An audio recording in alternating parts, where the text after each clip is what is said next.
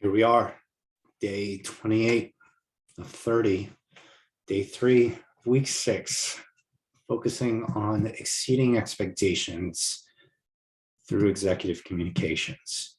We spoke about different forms of communications, objectives, do's and don'ts, awkwardness, things that make us feel uncomfortable. Yesterday, we talked about authenticity, risk-taking, getting burnt, how to handle those different circumstances, and really to expect as a leader that those things are going to happen. And we need to be prepared and practice the habits around that to make sure that we get the best outcomes that we want in those types of circumstances. And today, we're going to focus on something near and dear to my heart, meetings. Sometimes is actually the bane of my existence, if I'm honest with you. But what I talk with you about meetings today is really going to help you in your leadership practice in terms of using this as a unique medium. And one of the ways you can really answer that is by understanding the unique things that you can only do in a meeting.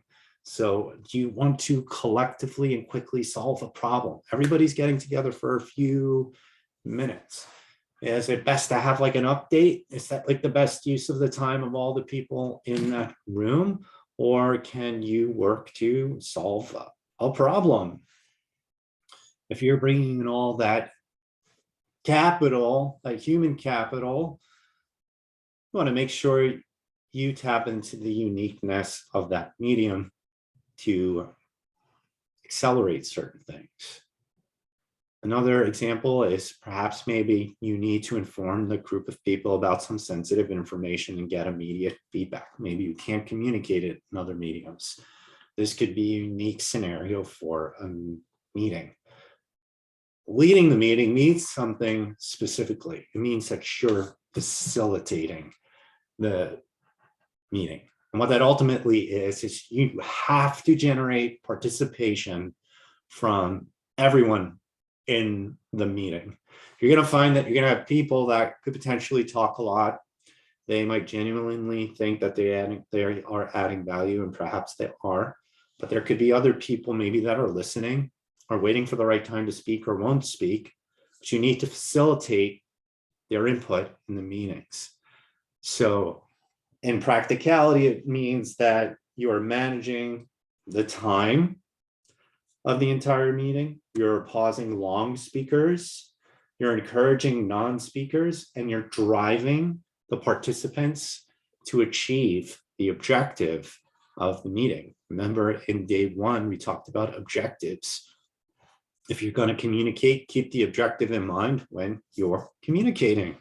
So to do this, you need to be prepared. So what is the objective of the meeting? What does this meeting need to accomplish? And is that only resolvable in the meeting format? So we talked about the uniqueness of meetings. So is this the best place for this type of objective for solving a problem that you need to solve? An agenda. Probably heard this before, but I'm going to reiterate it. What topics need to be discussed? What decisions or recommendations need to be made? So it's not just about the topics, giving people a heads up that we have to come to this decision. Here's an initial recommendation. It's a good way to inform people of what you want to accomplish in the meeting and the direction that you're setting and the mode of getting there. So from a logistics standpoint, how much time are you going to allocate to each of these agenda items? And you're going to send out the objective and the agenda to the meeting attendees before the meeting and cover it at the start of the meeting. So everybody is aware of why you're having the meeting. Before they show up, you're going to increase the probability that people attend if they're aware. You're going to increase the probability of people that shouldn't be in that meeting. You're giving them an opportunity not to attend and to save their time. And also include pre-reads. So if there's a presentation, if there's a report, if there's documentation, include the pre-read so that people can go through it before the meeting and you can focus the time on the meeting, on the objective and the agenda items. Now, there's an alternative school of thought here. that companies like Amazon do. And that is, you could actually extend the meeting a little bit. So the pre-read perhaps is in a document.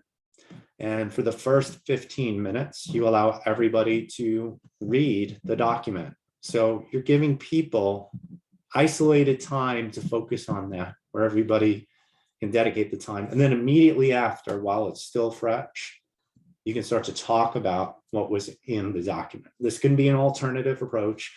It might work for your organization depending upon your culture and other factors, but consider it as an approach. So depending upon the audience, consider opening with something personable and that prompts others to do the same when they speak for the first time. Kind of reminds everyone that we are human and the social nature of the meeting. Again, you have to really think about this. If everybody's kind of at the same level and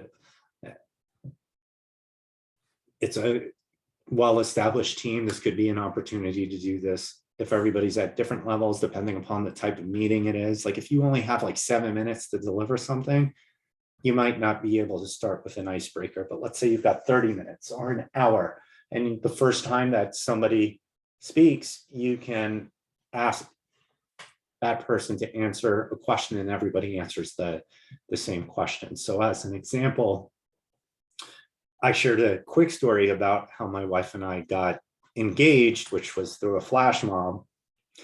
And this was with a new client and their executive team. So we're trying to create a relationship with these people to establish trust. And I wanted to create a sense of, hey, I'm a human. We're humans on this team. You're humans too. So when you introduce yourself, just give us a quick fun fact and an icebreaker, and it just connects. But there are certain circumstances where something like that does not work. Let's say you're being tasked with to give an opinion on something very critical to the business. You've got 7 minutes to do it. You join the meeting and you got to jump right in. You're not going to be like, how did you propose to your significant other? That's not the right forum for that. So you need to evaluate when you can use a tool like that. So if you look at the objective in the agenda, it's similar to time boxing, but you're time boxing that 30 to 60 minutes or 15 minutes, 7 minutes in some cases that you might have, but you're being flexible, right? So you're going to allow for learning tangents because they can be very valuable and they can be very relevant, or you can move it to a breakout, or you can reprioritize parts of the agenda for another meeting. But as part of facilitating a meeting, especially a longer meeting, like 30 to 60 minutes, these learning experiences could come up, and don't let the structure of the agenda in the meeting strangle some of those learning experiences. So as part of your facilitation, you need to understand how to prioritize that tangent if it's very relevant to the topic. If it is not relevant, but it's very impactful, maybe break it out into another meeting, ask people to table it if it's relevant and it's impactful. Reprioritize the other things in the meeting to serve that information. So as part of facilitation, be aware of those opportunities and understand how to direct them. And then another logistics standpoint, have someone take notes. And anyone at any level can take notes. And if it's a recurring meeting, you should shift the responsibility of note taker to different people, including yourself, and give other people opportunity to facilitate the meeting as well. That's also a demonstration of your leadership when you're giving others an opportunity to lead. So close the meeting. And this should be in your agenda too. It could be a couple of minutes. Summarize and synthesize the highlights that you heard, like the big points, the decisions that were in the agenda that you needed to make, that you get to talk about them and make them, and or the recommendations. What were the recommendations? Outline it. And then finally, you want to assign action items. Ideally, this medium of the meeting allowed you to work on an objective that can only happen in the meeting. Something was resolved or a next step or an action item was created to move forward. Assign that before you leave, and then follow up with a summary. What, if anything, that needs to be shared in the next meeting, and share the notes document so that people in the meeting can review it, or others that could not make the meeting can see what happened in the meeting. and that's about sending it to attendees and stakeholders. Remember, facilitation of the meeting, the structure, showing your professionalism, your ability to make sure you're getting the point of view from everyone in the meeting, that you're aligning people to the objective of the meeting, that you're getting the decision made, or you're getting the recommendation hashed out, or you enabled the team to go into a tangent that proved to be more valuable than what was originally planned. That demonstrates your leadership. Develop this skill and implement it in these conversations. I already talked about the alternative of a kind of Amazon example that they do in their organization. You can consider trying that, but just understand if you're in an organization that's maybe like slide heavy and doesn't necessarily favor that, might be a little bit of an uphill battle, but it could be worth trying and to see what kind of feedback that you get on that approach. All right, action items. Reflect on a prior, or maybe even better, an upcoming meeting. Set the objective, the agenda, include the time, include the closing, include the decisions and the recommendations that need to be made, include any pre-read that needs to go out. When you execute the meeting, remind everybody of the objective and the agenda items, facilitate responses from all the people involved, reprioritize the agenda as necessary, depending upon any tangents that may or may not take place. Then wrap it up, synthesize what you've heard real quick, remind everybody what they did today, and then assign your action items, communicate out what happened in the meeting to the attendees and stakeholders, and then provide the notes. I strongly recommend that you adopt this into your leadership practice. It will demonstrate your ability to lead a team. Facilitation is an amazing skill to acquire, and it will show your ability to move people forward, even people that are more senior than you. It's like they can sit back and they can rely on somebody to drive them through the meeting. All right, that concludes meetings for today. We will focus on our next form of communication tomorrow.